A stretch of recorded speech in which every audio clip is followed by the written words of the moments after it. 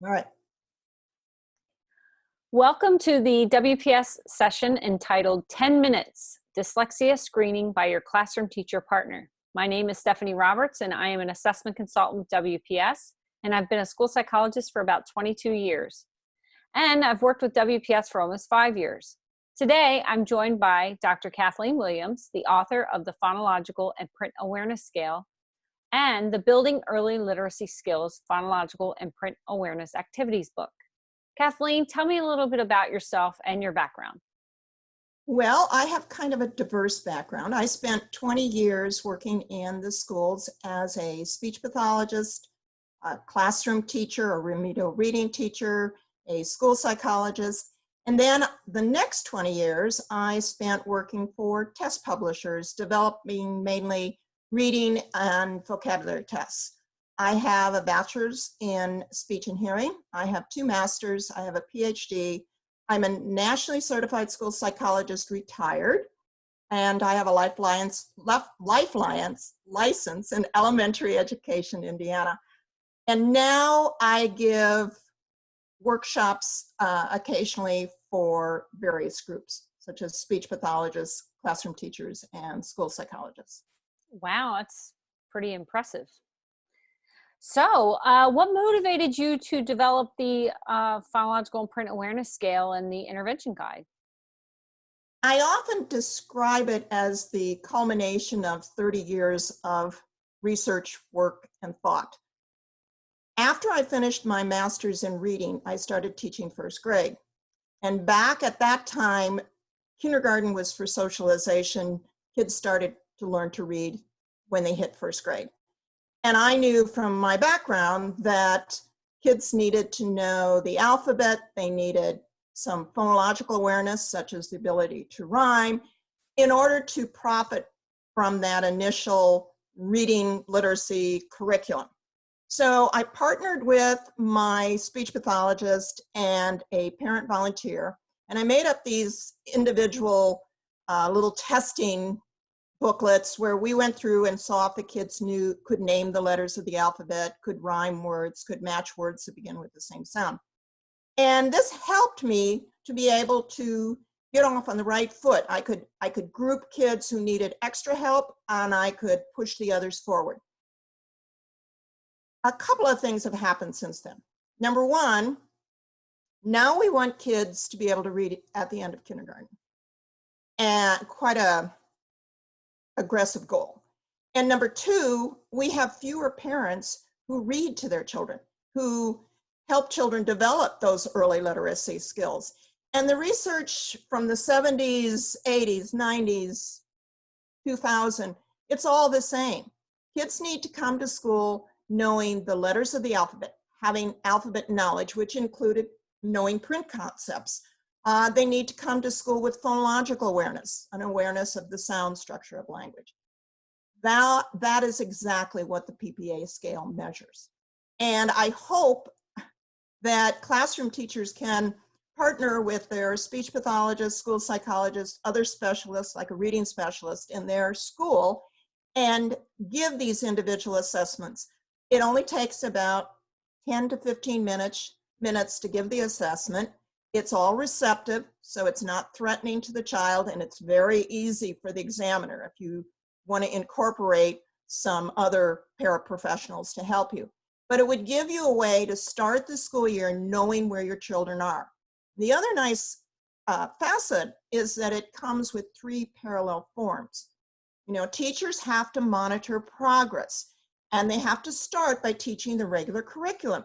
If the kids are falling behind in their regular curriculum, they have to have a tool for showing that those kids aren't making that progress. Then this is another way that the specialist can monitor and help the teacher monitor this, because the PPA scale has a growth scale, and as well as standard scores. And these may be scores that are a little unusual for the classroom teacher, but not unusual to, say, the school psychologist or the speech pathologist.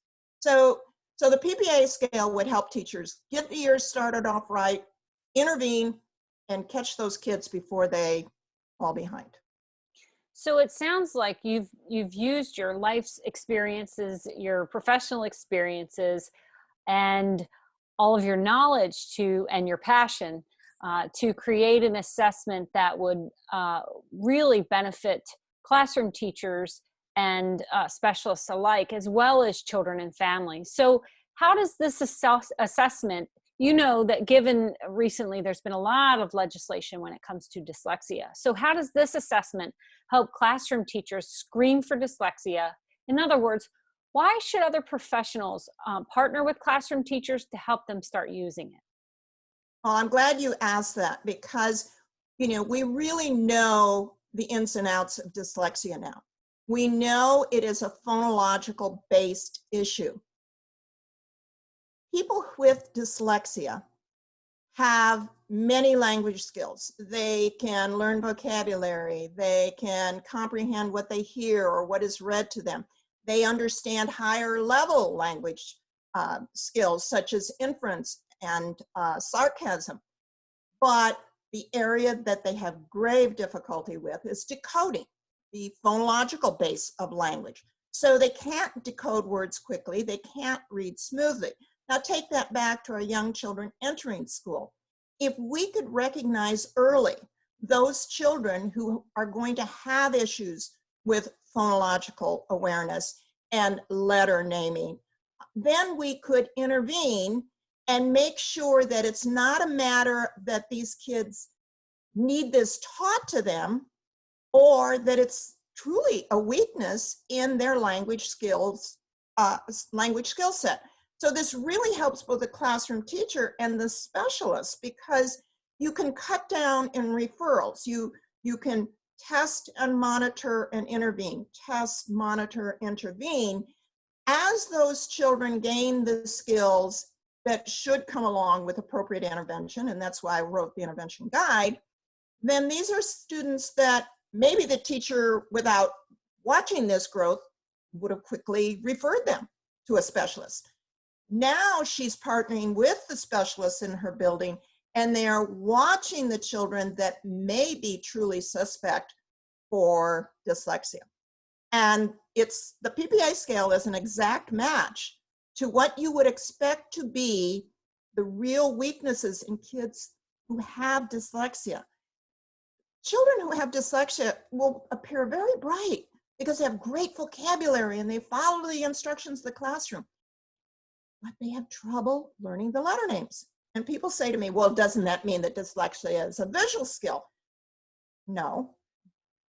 We learn things by joining them in our brains, and the little ones do the same thing. So if you don't have this phonologic weakness, as you're learning the letter names and the letter sounds, you can partner that in your brain. Ba, B. You have other cues to remind yourself that that's letter B, and it sounds like it's made with my lips and how it sounds. But if you have this phonological weakness, you don't have these other little triggers in your brain to help you learn the letter names. That's why we see dyslexia, kids with dyslexia confuse B and D. They need extra help in learning the letter names. Well, it sounds like you've thought of everything with this assessment to help teachers get started with the specialists in their buildings. I'm sure principals would be happy with that, knowing that they have to screen large numbers of kids. And as you said, it takes about 10 minutes to do this assessment with the children. It's nonverbal, which is great. There are 3 forms, so you can definitely intervene and assess. And also you have that great intervention guide, which I know has a lot of classroom-friendly activities that you can do with children. And I know they're reproducible forms, so it will be definitely great for a classroom teacher. I would like to just thank you for joining us today. I know it was only 10 short minutes, but I know people's time is precious and they only have a little bit of time to hear about things. So if you are interested in the phonological and print awareness scale, you can go to www.wpspublish.com and look up PPA scale, or you can also send an email to consult@wpspublish.com. We do offer free trainings on these types of assessments. So again, you can send an email to consult@wpspublish.com if you are interested. Thank you very much for your attention today in our presentation, and we wish you well. Thank you, Kathleen. Thank you, Stephanie.